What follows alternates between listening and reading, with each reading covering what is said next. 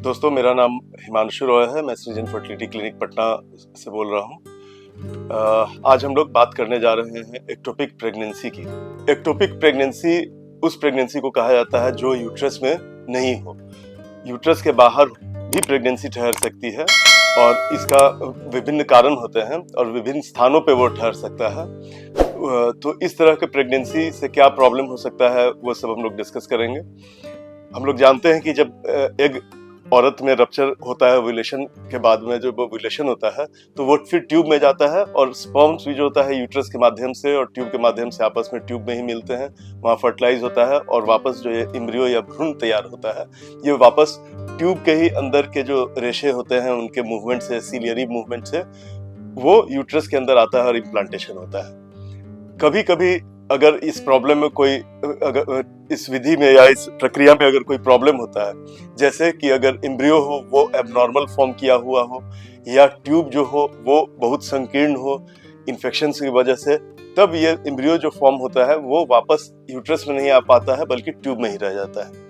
कभी कभी जो प्रेगनेंसी होता है वो ट्यूब के अंदर नहीं बल्कि ट्यूब के बाहर ही, ओवरी से ओव्यूलेशन होने के बाद ट्यूब के अंदर जाने के बदले एक बाहर ही रहता है और बाहर ही उसको स्पर्म फर्टिलाइज कर देता है और ट्यूब के बाहर ही वो इम्प्लांट पेट के अंदर कहीं पे भी हो सकता है, जिसका सबसे कॉमन साइट जो होता है वो ओवरी होता है। ट्यूब के बाहर अगर एक्टोपिक होता है, ट्यूब में भी ठहरे हुए प्रेगनेंसी को एक्टोपिक प्रेगनेंसी कहते हैं। और एक्स्ट्रा ट्यूबल भी हो सकता है, ट्यूब के बाहर भी एक्टोपिक हो सकता है, जो कि अनकॉमन है। सबसे ज्यादा कॉमन ट्यूबल प्रेगनेंसी ही होता है, एक्टोपिक का जो प्रकार होता है।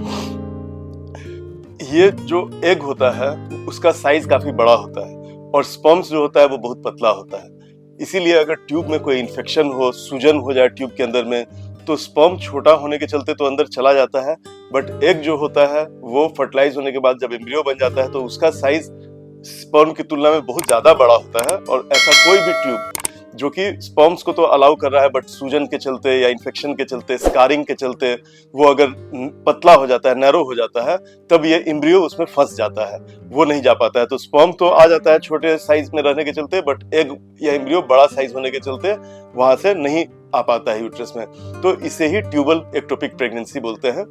हम लोग के देश में सबसे कॉमनली ट्यूबरकुलोसिस के चलते एक्टोपिक प्रेगनेंसी होती है, जिसको जेनाइटल ट्यूबरकुलोसिस बोलते हैं। ट्यूबरकुलोसिस नॉर्मली हम लोग के छाती में होता है सबसे कॉमनली, पल्मोनरी ट्यूबरकुलोसिस जिसको बोलते हैं। बट ट्यूबरकुलोसिस का जो इन्फेक्शन होता है वो, उसके जो जर्म्स होते हैं वो बॉडी में कहीं पे भी जाके अलग अलग जगह इन्फेक्शन कर सकते हैं। और उसी तरह औरत के गर्भाशय में भी ये इन्फेक्शन लग सकता है और गर्भाशय के अलग अलग जगह जैसे ट्यूब या यूट्रस के अंदर भी ये एक्टोपिक माने उसको डैमेज करके उसके चलते एक्टोपिक प्रेगनेंसी होता है। अगर यूट्रस के अंदर जगह नहीं हो, स्कारिंग हो जाए यूट्रस के वॉल का किसी, या तो इन्फेक्शन के चलते जो ट्यूबरकुलोसिस जैसे मैंने बताया, इसके अलावा भी होता है क्लेमाइडिया इन्फेक्शन के चलते ट्यूबल इन्फेक्शन हो सकता है। और यूट्रस के अंदर किसी में बहुत ज्यादा डीएनसी वगैरह हुआ हो या ट्यूब इन्फेक्शन हुआ हो, उसके चलते भी यूट्रस के अंदर स्कारिंग हो जाता है कैविटी के अंदर। तो इन सब केसेस में भी इम्प्लांटेशन जो होता है वो यूट्रस के अंदर नहीं होता है बल्कि ट्यूब में हो जाता है। तो ये सब जो ट्यूब जो होता है वो मस्कुलर स्ट्रक्चर नहीं है, जो यूट्रस होता है वो प्रेगनेंसी संभालने के लिए बनी हुई होती है, उसका स्ट्रक्चर ही बना हुआ है प्रेगनेंसी को अकोमोडेट करने के लिए। बट ट्यूब का काम केवल ट्रांसपोर्ट करना है, वो अकोमोडेट नहीं कर सकता है प्रेगनेंसी को, इसीलिए उसका वॉल पतला होता है, उसकी दीवार पतली होती है ट्यूब की। तो अगर उसमें प्रेगनेंसी ठहर जाए और वो प्रेगनेंसी वहां बढ़ने लगे तो इस तरह का ट्यूब में पहले तो पेशेंट को पेन फील होता है और इसमें पीरियड रुक जाता है, कभी कभी पीरियड रुकता नहीं है और स्पॉटिंग होता है, तो इसमें कंफ्यूजन भी होता है। लेकिन बाद में जब ये काफी बड़ा होता है तो बहुत ज्यादा भी पेन होता है और कभी कभी साइलेंटली भी वो बढ़ सकता है और इस तरह का ट्यूब फिर फट जाता है, रप्चर हो जाता है। इसको रप्चर ट्यूबल प्रेगनेंसी बोलते हैं।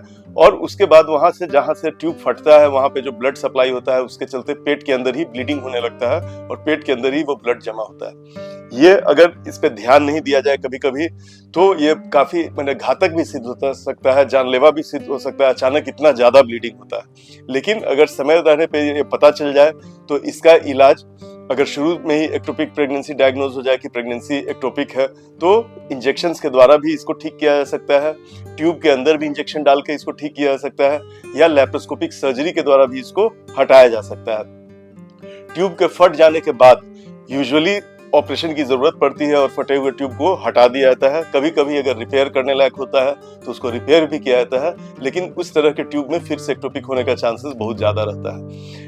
एक्टोपिक प्रेगनेंसी अगर किसी औरत को हुआ तो उसको अगले प्रेगनेंसी में दूसरे ट्यूब से भी एक्टोपिक होने का प्रेगनेंसी का चांसेस किसी दूसरे औरत की तुलना में ऑलमोस्ट 10 गुना ज्यादा होता है। तो ऐसे भी इसीलिए हमेशा हम लोग सलाह देते हैं विभिन्न वीडियो के माध्यम से अपने YouTube चैनल पे कि अगर कभी भी प्रेगनेंसी हो तो क्यों शुरू में ही डॉक्टरी सलाह के लिए जाना चाहिए। बहुत बार हम लोग उसमें एक्टोपिक प्रेगनेंसी का जिक्र नहीं करते हैं, लेकिन ये भी एक रीजन है कि अगर शुरू में ही जैसे पीरियड ओवर ड्यू हो तो डॉक्टर के पास जाना चाहिए, क्योंकि उसमें प्रेगनेंसी ट्यूब में है कि यूट्रस में है ये पता चल जाए। अगर ट्यूब में प्रेगनेंसी शुरू में पता चल जाए तो केवल दवाओं के द्वारा भी वो काफी हद तक ठीक हो सकता है, बट इसका प्रेजेंटेशन डिसेप्टिव होता है। बहुत आसानी से अगर थोड़ा दिन भी लेट हो गया या कभी, तो इसमें कभी कभी डॉक्टर को भी कंफ्यूजन हो सकता है। बहुत अर्ली अगर हम लोग शंका भी करें तो हम लोग बहुत अर्ली इसका ट्रीटमेंट नहीं कर सकते हैं, इसलिए कि अगर अर्ली ट्रीटमेंट हो और डायग्नोसिस 100% नहीं कंफर्म हो तो कभी कभी गलती से यूट्रस के अंदर रहा प्रेगनेंसी भी नष्ट हो सकता है। तो एक ही ओर कुआं और एक ही ओर खाई की बात होती है कि अगर हम लोग वेट करें तो ट्यूब फटने का डर रहता है और जल्दी करें तो नॉर्मल के जगह रुके हुए प्रेगनेंसी का भी लॉस हो सकता है। तो एक्टोपिक प्रेगनेंसी कॉमन होता है काफी, मैंने ऑलमोस्ट 50 से 100 प्रेगनेंसी जो होता है उसमें एक ट्यूबल प्रेगनेंसी होता है। बहुत बार साइलेंटली ये ट्यूब रप्चर होकर अपने आप हील भी हो जाता है और पता भी नहीं चलता है, लेकिन अगर इस तरह के कभी भी वाकया हो तो हमेशा डॉक्टर के पास तुरंत जाना चाहिए।